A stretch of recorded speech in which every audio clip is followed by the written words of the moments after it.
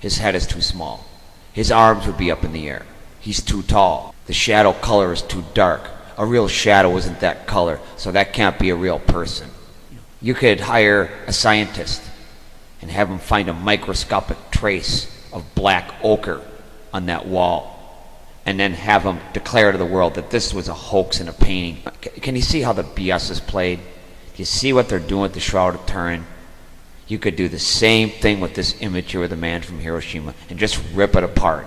You could come up with a letter from a dead witness saying it was painted on that wall for a tourist attraction. It doesn't seem possible that that could be formed by a shortwave burst of light and radiation, but yet it is.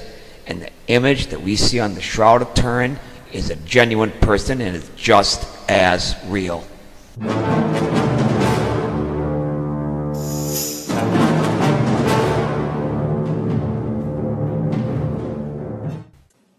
Okay, let's recap. The headcloth in Spain and the napkin that was about his head, not lying with the linen clothes, but wrapped together in a place by itself. That is the Sudarium of Oviedo that is in Spain. It has been authenticated as being the cloth that wrapped the head of Jesus of Nazareth. Authenticated by the country of Spain. That was in 10th century. And we know that that cloth is an identical match, is the same cloth that wrapped the head and the person in the Shroud of Turin. And the reason that John uses the word napkin is because it literally is a napkin. It is a table napkin.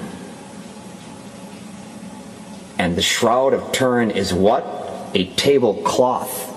Scientific and medical studies prove this was the same covering for the same man whose image is on the shroud. Patterns have been extensively mapped to enable researchers to compare markings and measurements with the Shroud of Turin. Measurements, calculations, digitalized photos, and other forensic evidence indicate the headcloth covered the same head on the Turin shroud. Type AB positive blood with bilirubin on the Shroud of Turin, on the headcloth in Spain. Same pollen, same blood.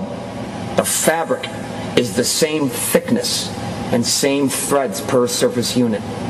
So that means whoever wove that cloth, the tablecloth, also did the table napkin. The table napkin and the tablecloth go together.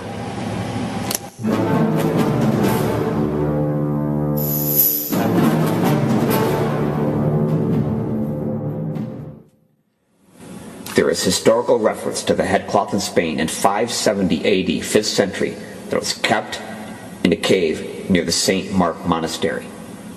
And in 616, 6th century, was taken out of Israel through North Africa and into Spain. And the pollens on the headcloth are from Israel, North Africa, and Spain. So the headcloth has been in Spain since 6th century. It's never been moved.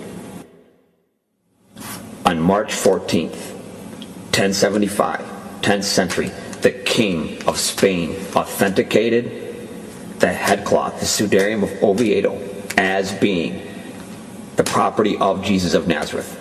Officially authenticated by the country of Spain, by the government, not by a church.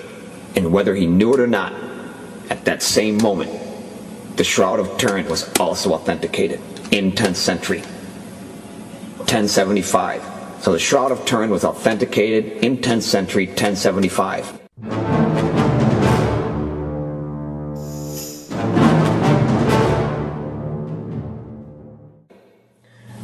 Scientists found 70 points of correlation on the front of the head of the cloth, the Sudarium of Oviedo, 70 points of correlation on the front and 50 points of correlation on the back. That is an identical match to the head area of the Shroud of Turin. 120 points that match. Also found on the headcloth was pulmonary edema fluid. 6 parts pulmonary edema fluid, and again what? Type AB positive blood. Same blood that's on the shroud. The shroud and the headcloth both have post-mortem blood and fresh blood. Elevated levels of bilirubin. an absence of clotted blood, blood that follows gravity in forensic agreement with a person who was scourged and crucified, also contains double X chromosomes, which is consistent with what would be a virgin birth. In addition to the blood similarities, there are also pollens that only bloom at the time of the Passover on both the headcloth and shroud. You can make a logical conclusion. This person died during the Passover. There are also mineral deposits found on the back of the shroud consistent with what you would find in a tomb in Israel. You can make a logical conclusion. The person wrapped in the shroud was in the tomb in Israel. I'm going to quote a final forensic fact. There is no evidence of decomposition on the Shroud of Turin. Meaning what? Meaning the person that was wrapped in that shroud was there for a very short time. No evidence of decomposition. If there would have been a dead body in that shroud for any significant time, it would have been on the cloth. Would have been in the forensic evidence. It is not there. The calculated odds that the man in the shroud is not, that this is someone else other than Jesus of Nazareth, is 1 in 282 billion, if not into the trillions. Only logical conclusion. The man in the shroud is Jesus. We rest our case.